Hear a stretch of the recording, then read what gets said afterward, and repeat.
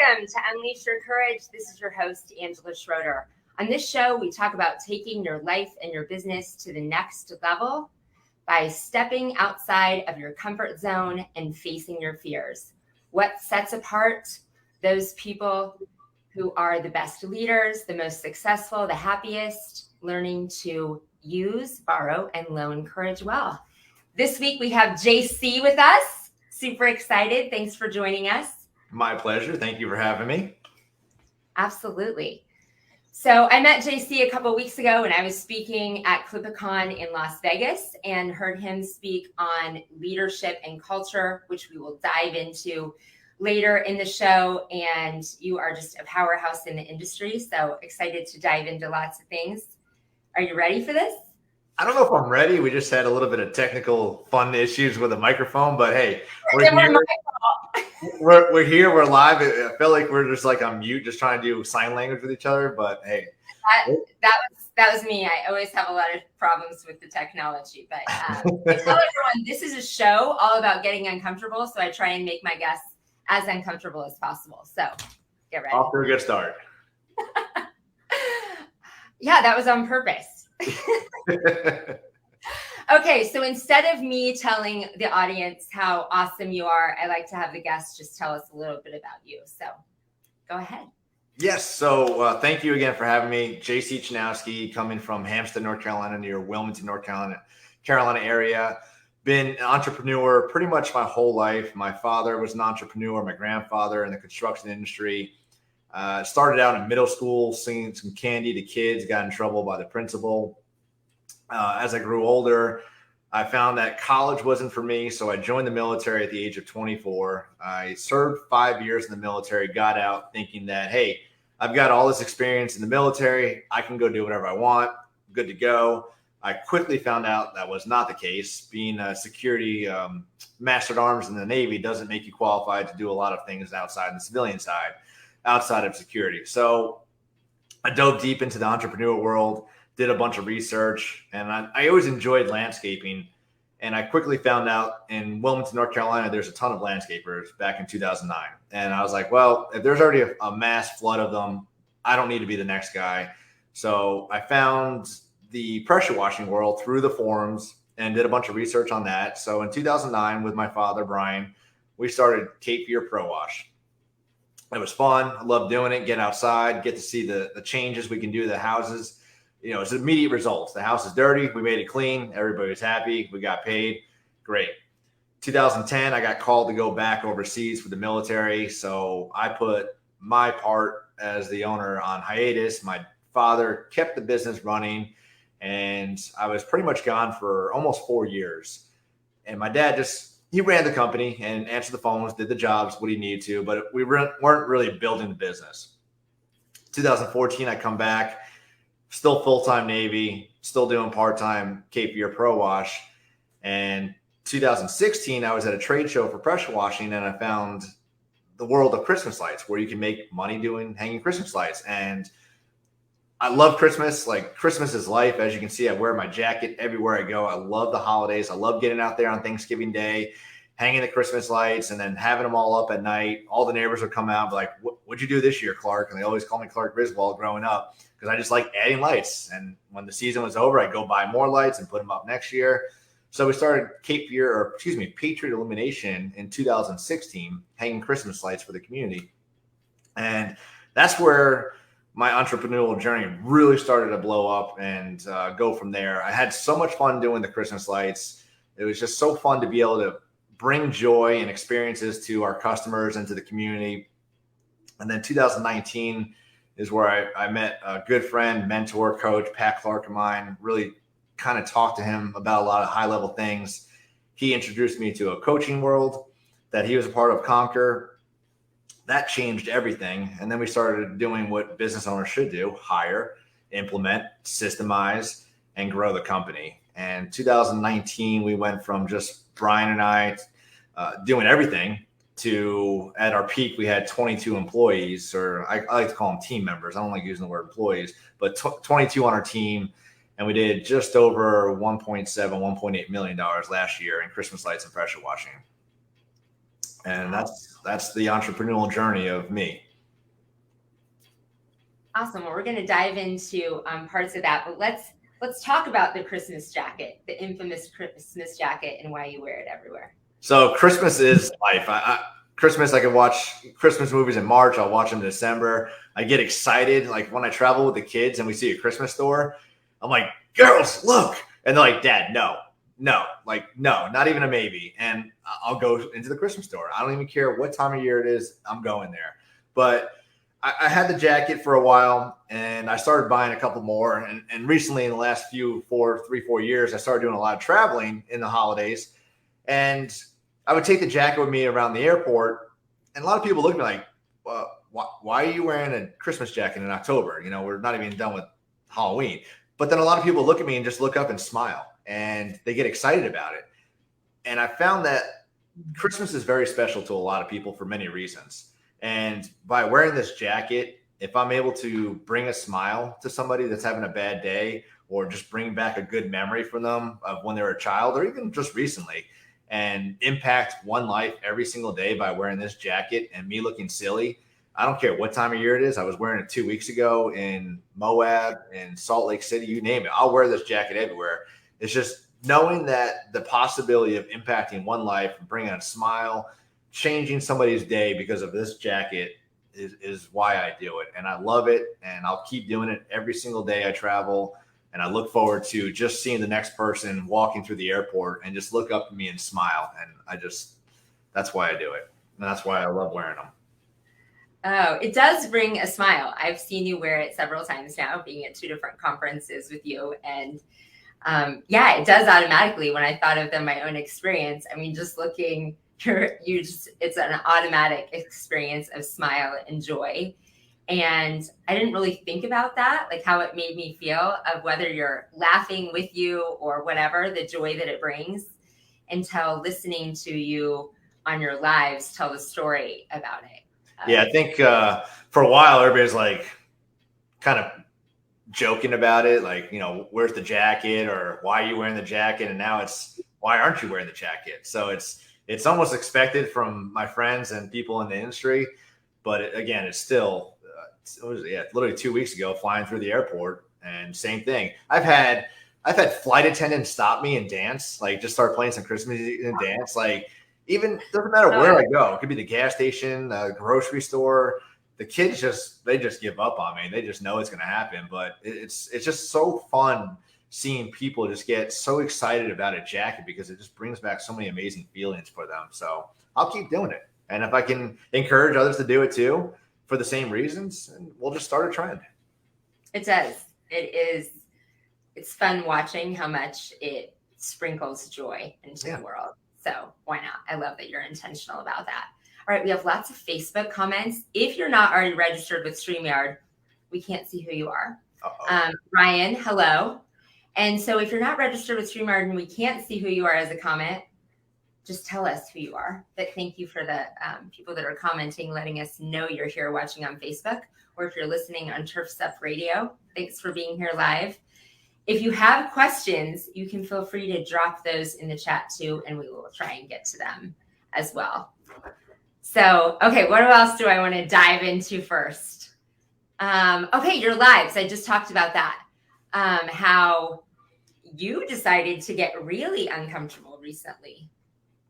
Yeah, so I was attending a mastermind group a couple weeks ago, a little a week ago.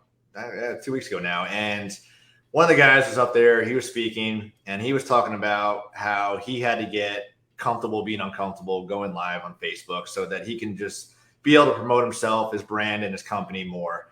And he did 30 days straight of live. This is probably March 28th, the day I was there, 27th. And I was in my head, I'm like, I couldn't do that. Like, there's just no way I'd want to get on Facebook Live every single day. What am I going to talk about? Who's going to listen to me? And it scared me. And not even a day later, I said, this is what I need to do. And I don't care how scary it is. I don't care how many people watch it, how many people don't watch it, how many people just whatever. It's just, I need to get over this for myself and do it. So I made a plan to, in 2 days from that day, to go live every single day in the month of April. And originally it was, I'll just get on there, then I'll start talking. And if somebody wants to join in, has a comment, we'll engage, bring them on. And we're going to talk about life, business, health, and family. And that was the topics I wanted to focus on. And then I opened it up. I said, hey, does anybody want to join? Come on Facebook Live and talk to me. So I opened up a little Calendly, and I had every Monday through Friday, 10:30 to 11 for anybody to join. And by the third day, every single day, Monday through Friday was booked up. And I had people saying, hey, I want to get on. Like, how can I do it? And I was just blown away with how many people were willing to help support me and want to get on live as well, because it was uncomfortable for them. And it's just been an incredible journey, just to be able to sit there for 30 minutes, talk to people. We've got a little, couple questions we go through. We can talk about the basics, the life, how you became an entrepreneur, what your goals are, what you're looking to do. And then I always end it with a thought-provoking question for them, just to throw them off guard. And it's just been so fun. The 30 minutes is like 5 minutes by the time we get started to finish. And it goes so fast. I feel everybody's been enjoying it. And I've had a lot of people thank me for doing it. And a lot of people want to come on because they want to break out of their comfort zone as well too. So it was for me originally, but now it's with everybody. So it's even more fun. It's been fun to watch your journey on it. You did the first one when you were in South Carolina. That's scared.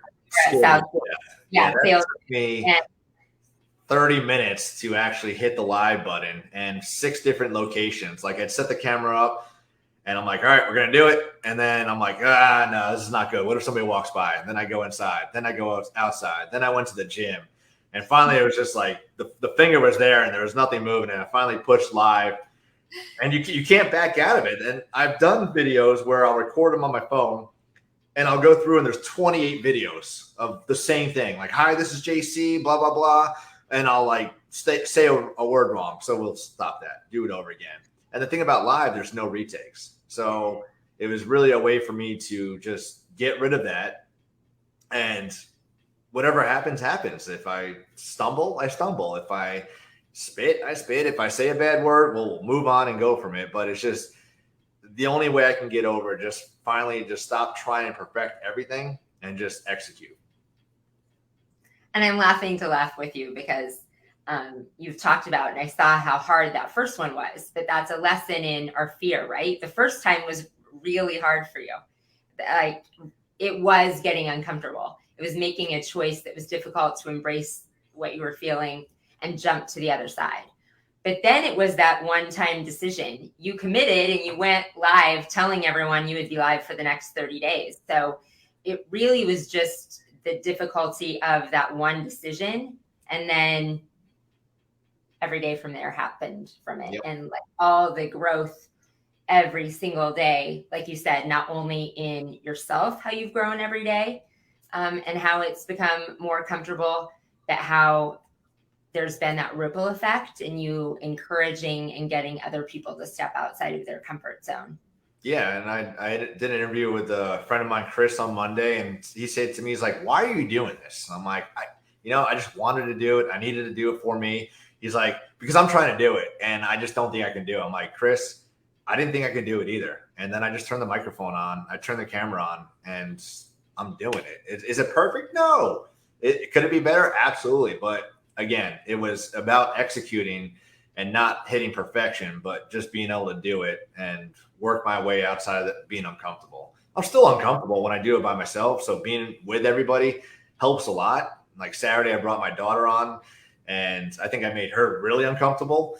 But it's just, again, just do it. Like, we can't sit there and wait for perfection, because tomorrow becomes the next day, which becomes next month, which becomes, a whole nother excuse for not to do it. So I had to do it. Exactly. A one-time decision. Dave, hello. Thanks for being on with us.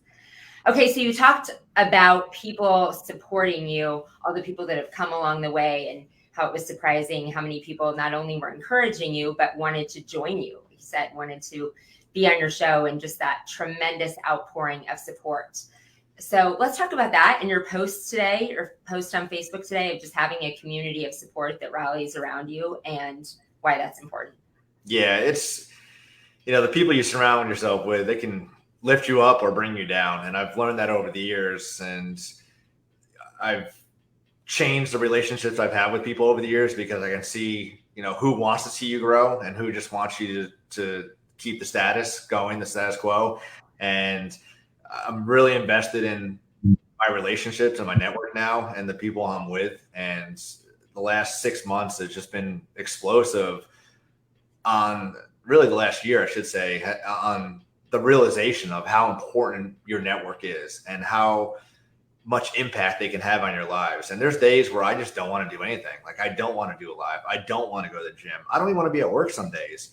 And I'll share that with my closest friends and they're like, JC, it's okay. Like it's going to be okay. Today is going to be a better day than it was yesterday. And just get off whatever is bothering you. Stop letting it stress you. It's not the end of the world. And they keep pushing me and just keep driving me to do better and succeed every day. And when I get little texts or reminders of people thanking me for the things that I'm doing, like just randomly, I remember it's like 3 weeks ago, while I was running, I got a text that came through my AirPods that said, "You're an inspiration to me." I didn't know who it was because I was running. I didn't want to stop. But when I got there, it ended up being a really good Navy friend of mine. And I was like, and every time I get these things, I'm like, what did I do? Like, why would you say that to me? Like, I haven't done anything. And they're like, no, it's like, you've done a lot and you don't realize it. But, the posting that you do, the videos that you do, you're really encouraging me to do better. You're inspiring me. When I'm down, you just happen to have the right post that I needed for that day. It's kind of like when you go to church. Like every time I go to church, it always feels like they're talking to me like at that moment on the exact thing that I'm dealing with. It's scary. And it's just, it just seems to be that way lately. Like the post I did today, I've had so many people reach out to me and like, yes, thank you. I need this today. So I'll keep doing it. And again, if I am able to inspire one person, motivate one person, make one person's day even better, then I succeeded for that day and I'm happy. I love that. Yeah. It is our choice as we step out in bravery about, you never know who's going to be inspired by that act of bravery or what you did or your choice to today be vulnerable. I think your post was, about vulnerability as well, and being uncomfortable, being vulnerable encourages other people to be able to do the same about that. But totally believe in the power of a tribe. And I talk a lot about that community and how important it is in things like you've just talked about, that it's important to have people that are cheerleaders in your life and that support you and want to see you win. And that's the easy part. It's really important, as I've learned more in the last few months, of having that tribe that is there and has your back when things aren't okay. Oh, absolutely. And those people that it's okay to say I'm not okay. And like you said, those people that'll pick you up and still sit with you in the trenches. And that determines, how fast you can bounce back, and the level of your ideas as well. Yeah, there's nothing worse than having the bad days, because everybody wants to celebrate the wins, but nobody wants to talk about the bad or the losses or the failures. So it's really crucial to identify your supporters and the ones that you can go to on the bad days. It was last week, I had a really bad day. I reached out to somebody and I was like, I don't know what I'm doing right now. Like I just, like I said, I need a hug. Like it's just not a good moment right now. And thankfully the person reached back and said, it's okay. It's going to be okay. And just that little bit right there was enough for me to say, you're right. This is just get this out of your head and keep moving. So. And important to have those safe spaces, because not everyone is what I learned. Not everyone in our life as entrepreneurs, especially as successful business owners, I think we learn that people without that same mindset aren't necessarily a safe space to share, one, our dreams, right, because they squash them, but definitely not a safe space to say, hey, I'm not okay. This thing bothered me, because they didn't think we'd make it anyway. Yeah. They don't have the same mindset or same thoughts. And so as soon as you say I'm not okay, they're like, yeah, I told you it wasn't going to work. You shouldn't have taken that risk. You shouldn't have done that big thing. Yeah. And so I would say, like, part of the reason why I did the post today and some of these other posts when I do talk about being down is because everybody looks at the good and they think that everything's perfect. And they're like, oh, he's got the perfect life and he's doing all this stuff and everything's got to be great. But in reality, it's not. Like, we all have the same struggles. We all have the same issues. We all go through goods and bads. Some have depression, some have ups and downs, manic, whatever it is. So it's important for everybody to realize that you're not alone. And whatever you see on social is usually because people want you to see the goods. And I'll highlight the bads too, because I'm not perfect. I get things wrong. I fail as a father. I fail as a son. I fail as a business owner, and that's okay.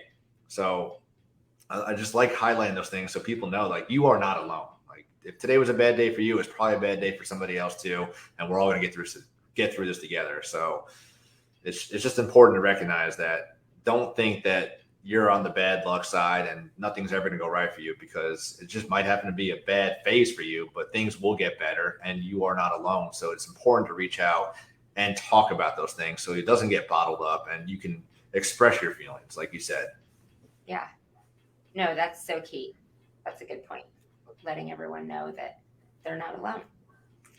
We have to take a quick commercial break and we'll be right back. If I can play the commercial, it's always a fun guess.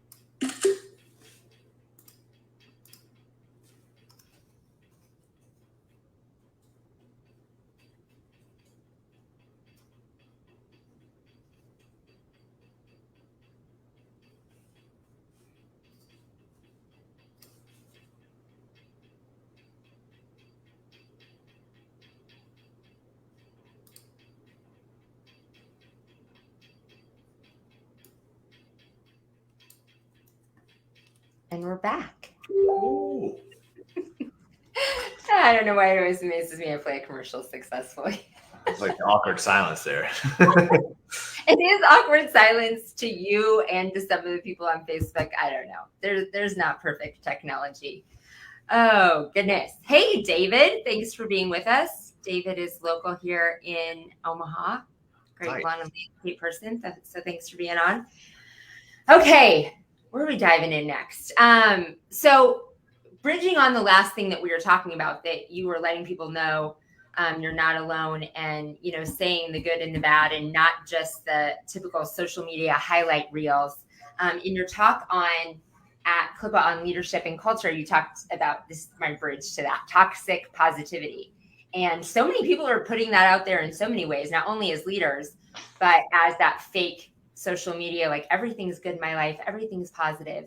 So now we're going to use that into talking a little bit about leadership and culture. Cool. What would you like to talk about? Whatever you want. Let me let you into that. It is the talk, though, so I can just fly. I told you, my goal is to make you uncomfortable. Now, which do you want to talk about? Building a good culture, being a good leader, whichever you want. Yeah. So, you know, the thing about leadership, and I learned so much from my military experience, 19 years in the Navy, fortunate enough to make it to the rank of Chief Petty Officer, which only 10% of the Navy actually are able to make it that far.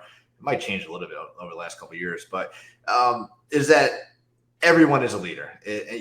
when you join the military, you're not waiting until you're an E4, E6 to become a leader. As soon as you go to boot camp as an E1, you become a leader. It's whether or not you want to step up and take charge is up to you, but you have the opportunity to become a leader and to develop your leadership skills. So I've seen 18-year-olds lead 30-year-olds in the military. I've seen E1s lead E8s in the military, or E3s lead E8s. It just depends on what you do. So it's important to understand that as you hire and employ people, that they should be developing leadership skills. They shouldn't wait till they're operations managers or lead technicians. So get that mindset right in them that you are a leader, and my kids are leaders, and youths out there are leaders, coaches are leaders, and all those things. So it's important to understand that everybody's a leader, and no matter what you're doing, somebody's watching you. So it's important to just know what you're doing, know what you're saying. And another great skill that I had a commanding officer teach me many years ago was, as he was through his military career and he had several leaders, he would find the good and the bad in those leaders. And he would take the good and make sure that he developed those skills to become just as good, if not better. And then he'd find the bad, make sure he's not doing that, and also make sure that in the future he was not using those traits or skills to be a bad leader. Because sometimes we think we're doing everything right. And we talked about the toxic positivity. I love being happy. I love being excited about things. When things are going to hell, I'm bringing unicorns and rainbows and we're just going to make it all happy. But that's not always a good thing. Sometimes you need to talk about the bad, and you need to express the concerns, because other people think differently than you do.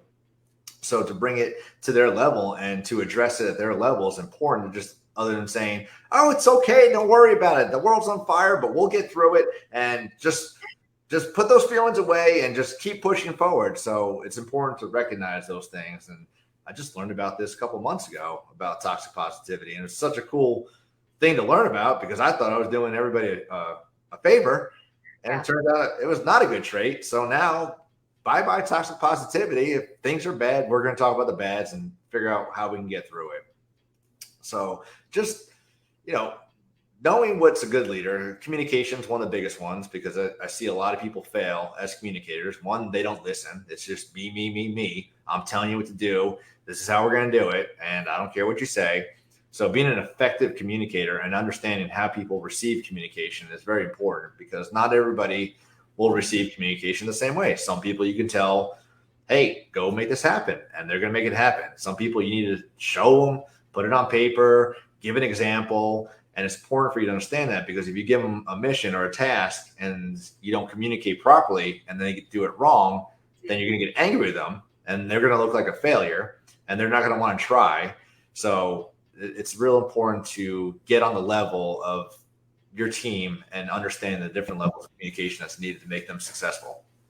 Absolutely. Communication is so key. And we talked a lot about a couple of these areas that you identified 2 weeks ago when Joe was on, and talking all about a lot of times we're not listeners, like you said, and we don't really think about how our communication makes those in our charge, our team members feel.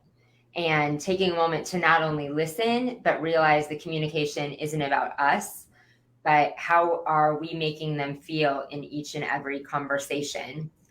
And then I liked when you said, are we really conveying the expectations clear? So many times, again, as dominant business owners, and especially as visionaries, we're not the detail people, and are like, go execute, go get that done, and fail to say exactly how we wanted it done or the expectations, and then get frustrated when it falls short. And we just aren't using the right language many times. In Joe's speech that he did our mastermind, it was hilarious, from Schitt's Creek. They're doing this scene of, what does fold in the cheese mean? It's in the recipe. Just fold it in. And they just go back and forth. What do you mean fold in the cheese? What does fold in the cheese mean? And so his statement was, what is your fold in the cheese? What do you always say to your team members that you're expecting to get done, that you're just using the same verbiage over and over and over again, and like beating your head against a wall, and they don't know, and you're not listening to their questions either. Yeah. And another thing that's important to recognize is you're not going to be the same leader today as you are from a couple of years from now. And I'm not the same leader I was 10 years ago. And I'm constantly trying to evolve to be the best version of myself for my team, for myself, for my kids. And one thing that I found a while ago, I used to micromanage everything. I wanted everything my way. It had to be my way. It had to be perfect, or else it wasn't getting done right. I had to let go of that.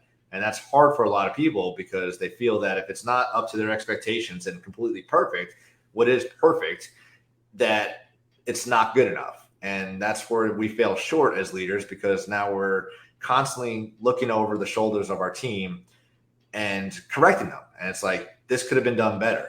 This is how I would have done it. Well, was it done? Yes. Was it the mission complete? I always like to use the word mission. Was the job done? Whatever it is. Yes. Was it completely to your standards? No. But guess what? It was still done. Everybody was safe. The customer's happy. So great. Celebrate it. They did something. They didn't need your step-by-step evolution to make it your way. And they got the job done. You're able to focus on other high-level things.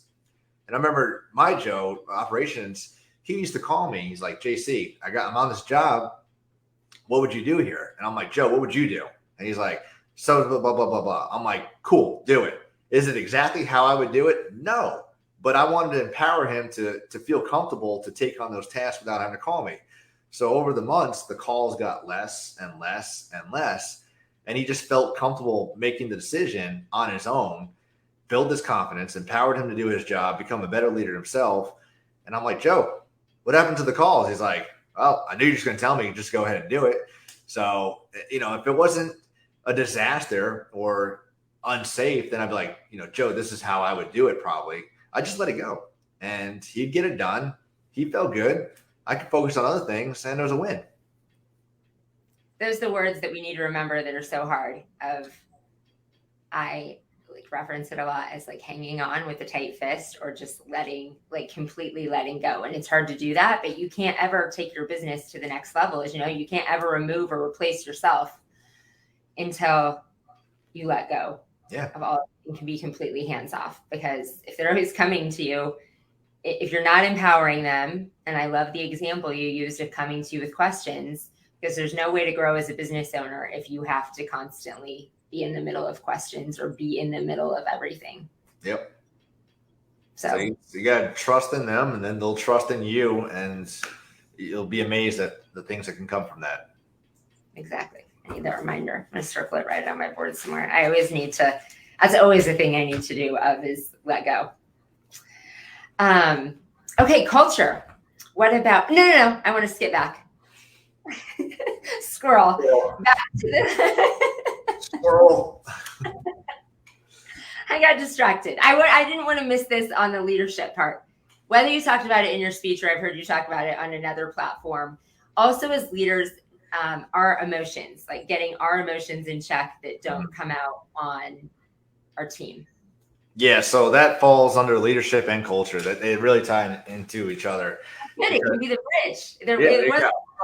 Yes, because your culture has to be 24/7, and we all know as entrepreneurs that we have a lot of stress on our hands, and we try not to bring it into work. We try not to express it around our team because we don't want to distract them with our concerns and our worries. But a lot of entrepreneurs have a hard time doing that, and they wear their emotions on their sleeve. And then when they walk in or they get a bad phone call, immediately they snap, their emotions change, and all of a sudden it's like, oh God, is JC in a bad mood? I can't talk to him. I got something I got to ask him, but he's pissed off right now. So let's just let him breathe for an hour or two. So it's constantly your team will be on edge, and they're like, is today a good day or today's a bad day? It's Monday. Mondays are usually bad. So we should probably just wait till 9:30, and then we'll start approaching him and just maybe see if he had his coffee yet. So it's important to be able to check your emotions and control how you approach your team when something's going wrong, because the last thing you want to do is just have that culture go really good, everybody's happy, and all of a sudden you're bad, now it's down, and then it's up, and it's down. So if you can keep it consistent, if you're having a bad day, that's fine. That's okay. Not everybody needs to know about that. Not everybody needs to feel your frustrations at the office, because they want to be comfortable to come to you at any point in the day and say, hey, boss, I've got a question, or hey, boss, this is what we need to work on. So that's why as a leader, you need to be able to recognize that and control your anger, control your emotions when something does go wrong. If it's a good thing, let's talk about it. Let's celebrate the wins.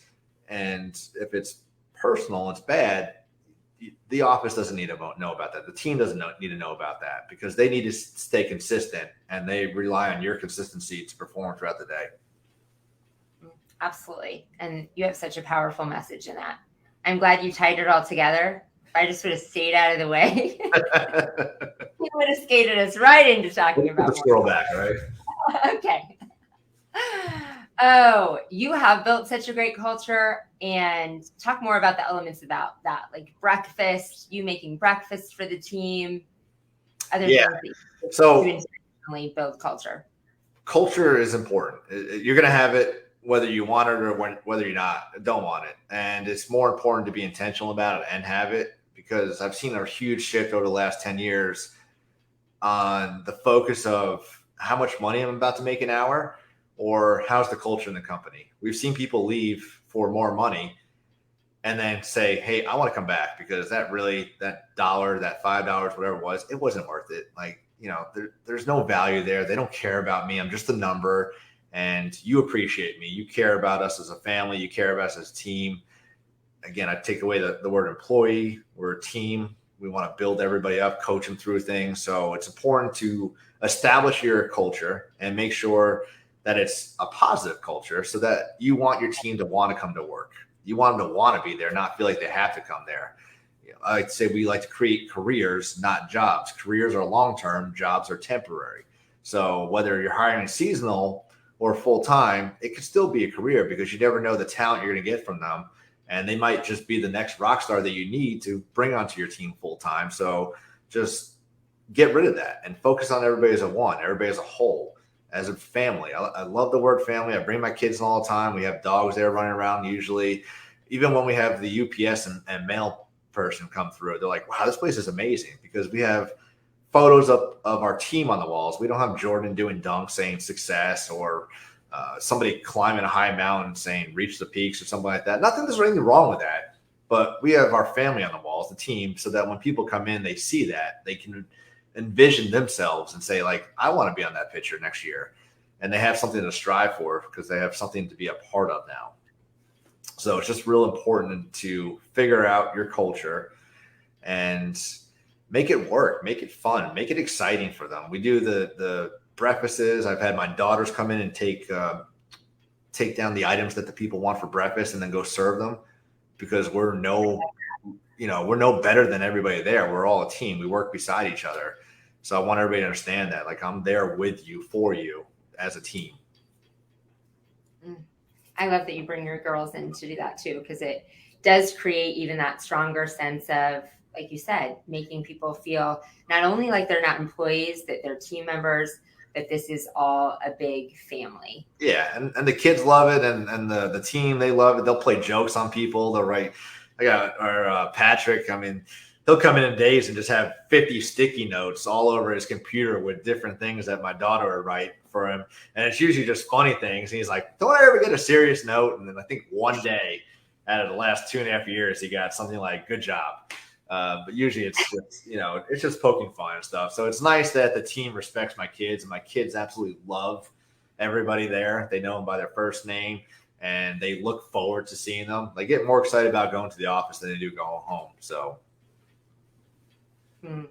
Yeah, culture is so important, and you do it intentionally and on so many levels. Like you said, realizing how your tone and your emotion sets the tone for the culture every day. And no matter, like you said, how much work you do to really build up a culture, you as a leader and your emotions can completely destroy what you've so intentionally built.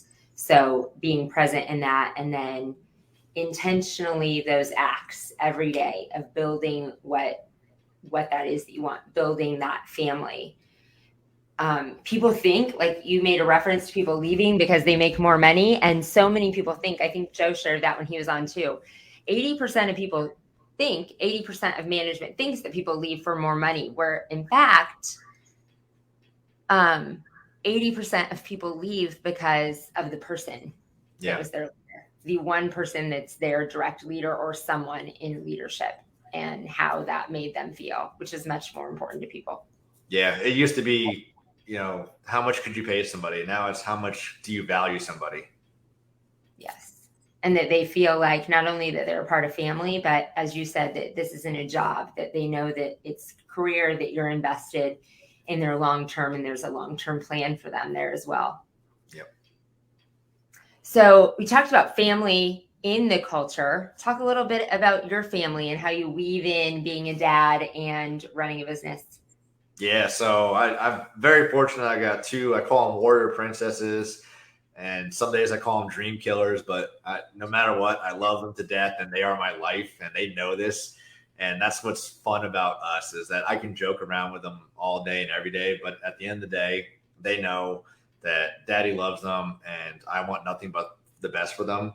And that's, every day I tell them, like, I love you. I was like, you're beautiful. Even today, while I was dropping off my daughter, and she walked out of the room, I was like, your hair looks amazing. And it's just like, I always try and compliment them so they know and feel grateful and appreciated. And it doesn't matter what's going on. It's just, I've got to just make sure I'm deliberate and intentional with what I'm doing with them. So it's fun. It's the entrepreneur side of things. It's something I used to try to like push on them. And I realized like, they were like, no, I don't want this. So I backed off that real quick. And it's interesting to see them progress over the years. Like, they have a little bit more interest in it, but they don't want to be entrepreneurs like me yet. They still want to do the school thing. So I'm not going to be like, you have to be an entrepreneur, because then they're going to just hate it and want nothing to do with it. So I allow them to be part of the business, and they like going there. They like doing work because they know they're making money. So they get to see that side of it.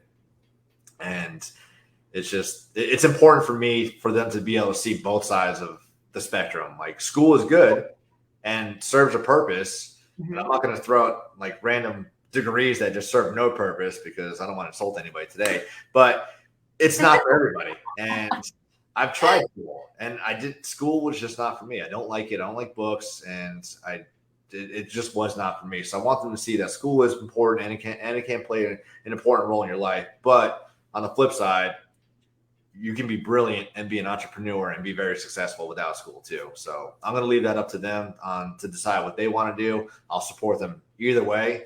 I just won't pay for their school, but I'll pay for their entrepreneurship. So, but no, it's just, it's important for my kids just to see life through an open lens. And I don't filter out the BS. I don't filter out the bad in life. I want them to be aware of what's going on out there and know that there are good people out there. There are bad people out there, because I don't want to set them up for failure and say, you can be anything you want, but you're not going to be a doctor if you don't go to school and you're not good at school. So I want them to know that options out there for them.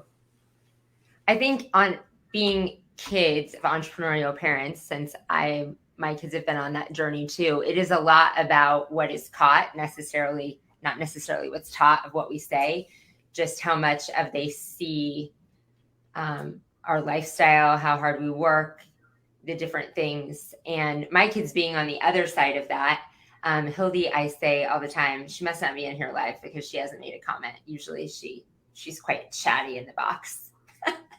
But says to me often, I'm not sure if you work all the time and you're always working, or whether you don't ever work. Yeah. I just can't figure it out. Yep. I get that. And that's the ultimate goal, right? I am always committed to my business, but I love it so much that it's my life.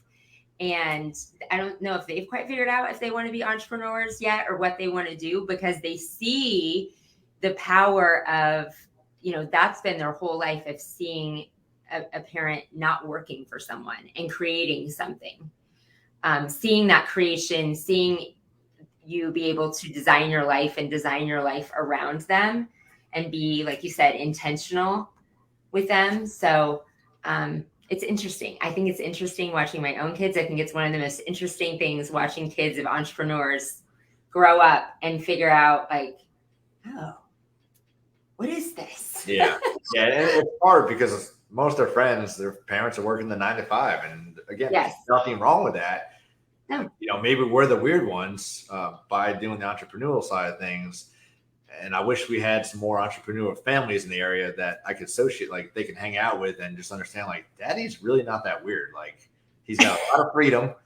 He can do pretty much anything he wants, he gets to do with you guys. And they'll see it one day. It's just now it's hard when they're 10 and 12, 13. Yeah. Wow, 13. Yeah, they will see it, and they'll see it. And then, like I said, be on the other side, like my kids trying to map it out of like, all right, I guess you don't get that much freedom working for someone else. Yeah. But then deciding what business they want to start. That was me. I was raised by an entrepreneur. And then I'm like, well, I want to be an entrepreneur, but what is it I want to do? And that's the bad thing is they don't teach it in school. It's like school education. That's all you're going to do. Don't even think about starting a business. So the system sets them up for failure to figure out those things. So that's why it's important for us as parents to set our future up for success by teaching these life skills. Yeah, absolutely. So, okay, where am I going to go? Like, how does time go so fast? I'm like, oh, we only have a few minutes. If you have any questions, anyone in the Facebook, it's your last chance to ask questions. I want to get to Beyond the Bulbs and other things that you have coming up. So tell us about that. Yes. Beyond the Bulbs, super exciting for that. Obviously, I love Christmas. I love everything about the Christmas lighting industry. I've been surrounded with some very successful, amazing people that are in my network. And we found that there was a void or something missing to help people grow their companies and to stay focused throughout the year. With the Christmas light industry, it's very fast paced. We have a very short window. Usually it's September to January. And then we're cramming all this stuff in there. And once January is done, we're just breathing. And we don't even think about anything other than breathing and our second business. So the months go by, July, August comes, and we're like, wait, what just happened? The year's gone. I didn't get anything done. I didn't market. I didn't reach out to old customers. I didn't find new customers. So Beyond the Bulbs is a mastermind group with 3 amazing partners of mine, Brett, Ryan, and Matt, where it's a collective of individuals to work together, to hold each other accountable, to keep us focused throughout the year and help us on the shortfalls with the hiring, the marketing, the ordering, the installs, and just really help people get to the next level that they want to get at with their company in the Christmas light industry. So it's starting May 1st. We'll be going live with it. And it's going to be a great resource for anybody in the lighting industry to become a part of. And we'll eventually have different levels for everybody. But right now we're starting at like the middle level to get everybody in, get a feel for the Beyond the Bulbs, set the standard for the curriculum, and then just watch everybody just hit those milestones throughout the year and not get to November and like, what just happened? I should have done this 6 months ago. Well, Beyond the Bulbs will be there for you all year now. What an excellent, an idea and program that you guys are carrying through to mentor other people coming through the space and create a program and an opportunity. So many people don't know where to reach out, as we talked about community and guidance and mentors and all the things earlier, to put something out there to give people an opportunity. Like, you've done it, you've learned from the mistakes, and for you guys to come together and offer an opportunity for people that are younger in the industry, that are just starting out or at the different levels, to get to where you are faster. And take those obstacles out of the road, get guidance, like you said, not end up wondering, why didn't I get all the pieces put together? If I had this resource years ago when I first started my lighting journey, I would have avoided so many mistakes. We'd have been way ahead of the learning curve where we are now. And 7 figures would have been easy a lot sooner than just making the same mistakes that people made over and over and over. But I had to learn the hard way. So I would so much rather pay somebody to avoid those mistakes and accelerate that journey. Yeah, accelerate the journey, and then provide that sense of, other people that are doing it, that you're not on your own in that mastermind community. Like, not just you guys as great leaders and mentors and learning that, but being a part of a group of other people as well. I just think sometimes before all these new opportunities, I, as a young entrepreneur, always felt so isolated. Mm-hmm. Like, where is there to go for help? Yep. And sometimes, these social media groups, they're good, but they become toxic too, because you got people who don't even know what they're talking about, or just people who want to just put everybody down, that you're afraid to ask those questions. And Beyond the Bulbs filters all that out because it's nothing but positivity, nothing but building each other up and rooting for each other to be successful. So I love it. And where are people finding more information, or when are you announcing? Tell us all how they can learn more. Yeah, so we're working on the website right now, beyondthebulbs.com, but we'll be officially launching May 1st. So hopefully by Wednesday of next week, the website will be ready to go and have more information below in the website to talk about what we're doing. But right now we're in the process of screening everybody. It's not anybody can sign up. So we are going through and screening everybody for this because we want to make sure that we're bringing in quality and people who are trying to achieve goals and have ambitions to do more. Awesome. We'll post that on the show notes once it comes out. Backtrack and do that, and we'll be sharing that as well. Hildy, who is the Facebook person now asking questions? I told you she'd be blowing it up, and I'm guessing it is. Hildy in the Facebook chat. Yeah, it's gotta be her. Listen, whoever the person is, if you don't register with StreamYard, you can't tell who your name is. And if you don't know the story about the jacket, you weren't listening to the beginning of the episode. So you had to be on for that. Are those anyway? Oh, I'm maybe glad she wasn't on the whole episode.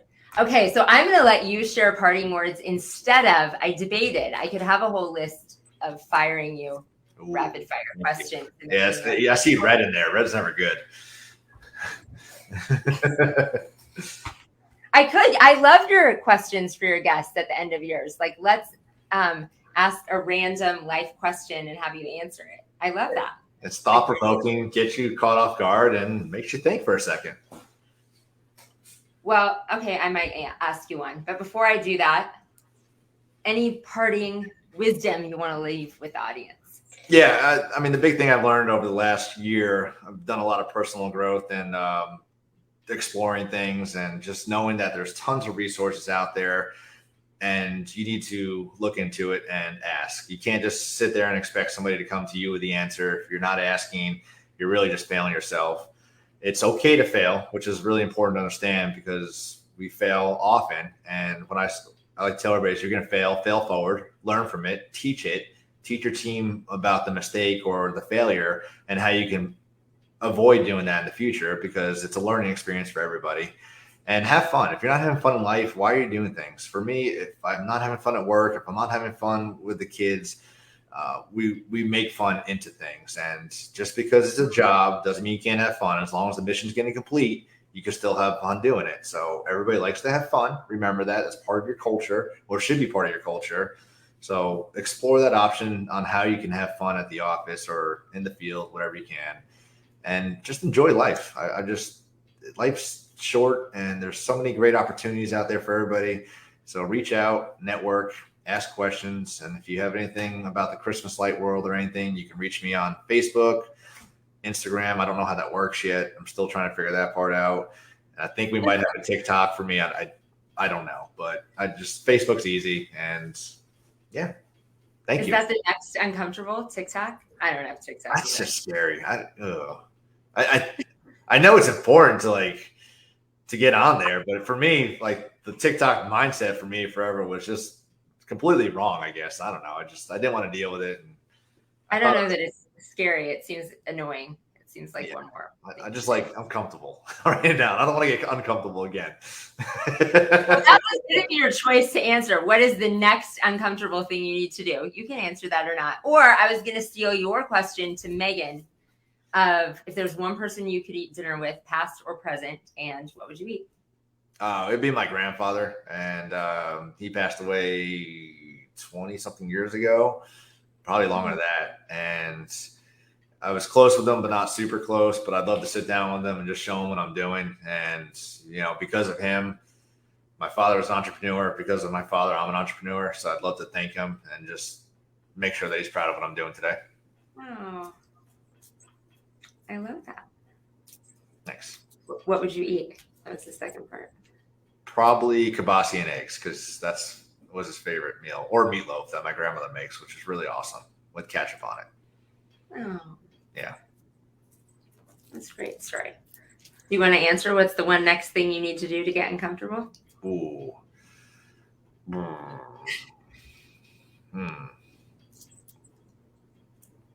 Can I say Instagram? No, that's just silly. That's not silly. It's a whole new thing it might be a different way of uncomfortable, but still it's hard. I think really, yeah. All right, we're just gonna go simple because yeah, we'll just say Instagram. I'll get uncomfortable and get on Instagram and figure that out. And I think I have like 12 followers right now, so I need to really sign that up. So if you're not following me on Instagram.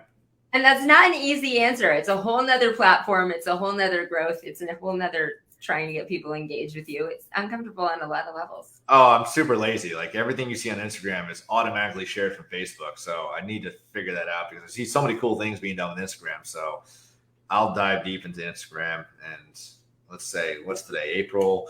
By May 1st, I want to have 500 followers. So follow me. I think it's JC_Chanowski. I appreciate that. Make my life easy. Show me how to use Instagram.